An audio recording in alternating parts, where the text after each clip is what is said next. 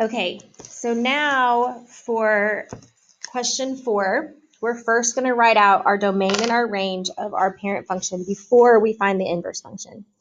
So here's our parent function. Our domain, remember everything under there has to be greater than 0. So our domain is going to be from 2 to infinity. And our range is going to be, the smallest that can be is 0. So it is going to be from 0 to infinity because it looks like this, if you'll recall that. The range goes from 0 to infinity. Okay, now let's find our inverse. So we have f of x equals the square root of x minus 2. Our first step is to change that to y. And then we swap our x's and our y's and solve for y. So I'm going to square both sides. So I get x squared equals y minus 2. I add 2. So I'll go over here. X squared plus 2 equals y. And so f inverse of x equals x squared plus 2. But our domain, our original domain, is this, right? So we're going to swap our domain and our range. So that means that our domain for this is going to be just where we go from 0 to infinity. And our range is going to go from 2 to infinity. And if you think about this being a transformation of the parent function, it would be that x squared moved up 2. But again, our domain tells us that it's only the part that's the positive part. So it looks like this. And again, if I draw my line y equals x, we've got that nice reflection across that line. Okay, for question B, or for part B, my parent function is f of x equals the negative cube root of 4x.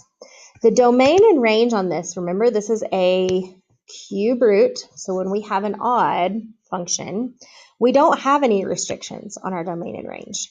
We're going to get negative infinity to infinity for both the domain and the range.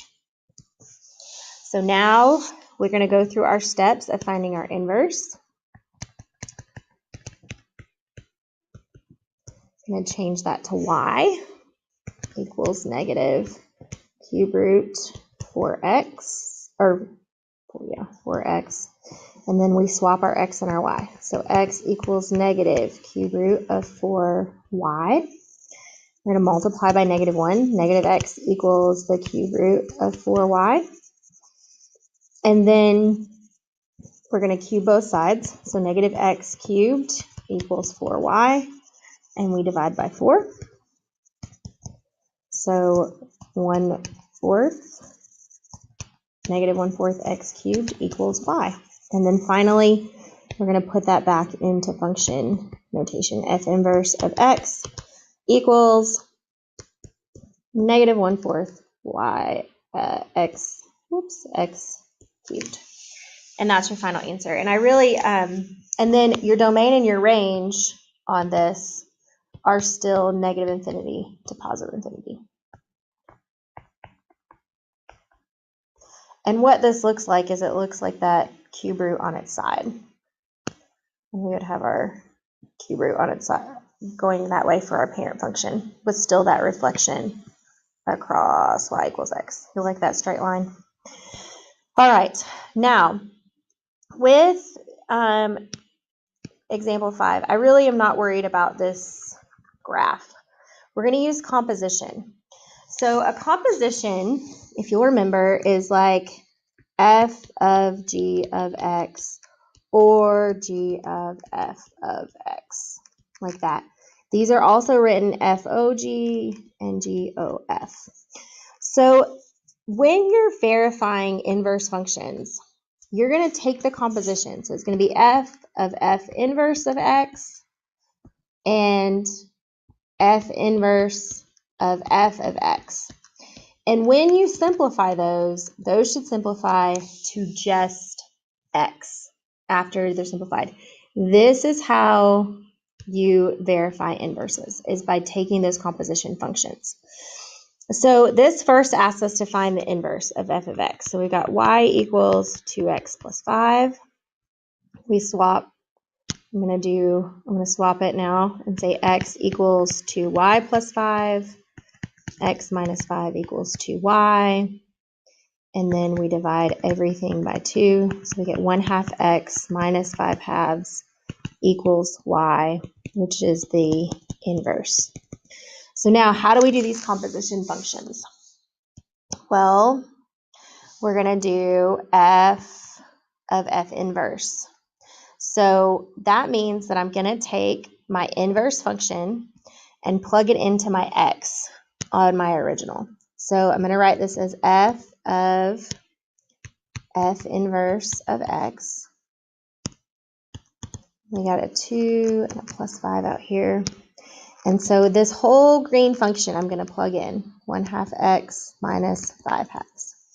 When I multiply, I get x minus 5 plus 5, which reduces to just x, just like we said it should here.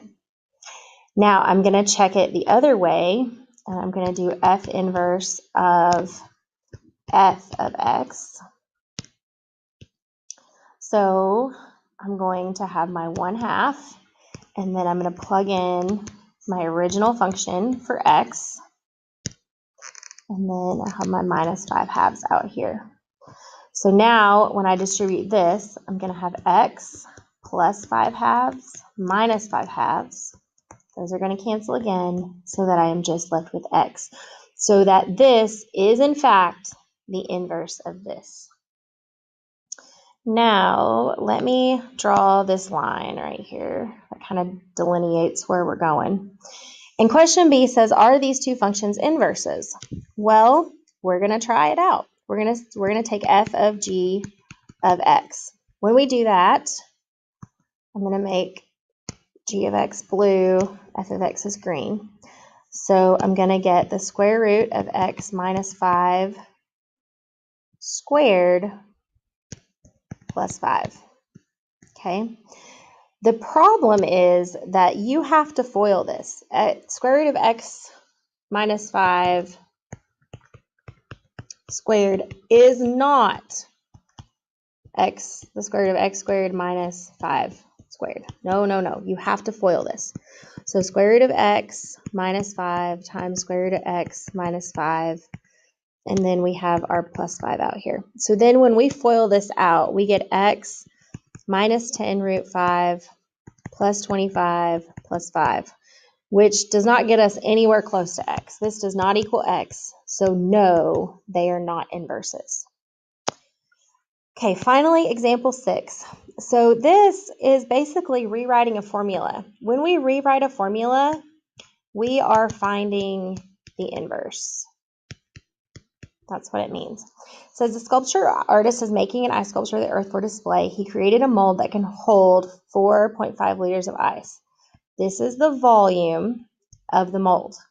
What will the radius of the ice sculpture be if he fills the mold all the way? Well, volume of a sphere is 4/3 pi r cubed. So they're wanting us to find the radius.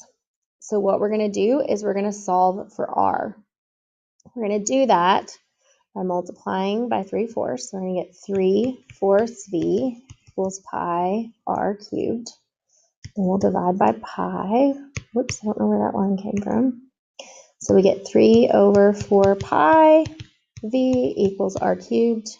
And then finally, we take the cube root. So the cube root of 3/4 pi times our volume is our radius. Now, in order to find the actual radius, we're going to plug in 4.5, and that is how we'll find the radius, but you can use your calculator to do that.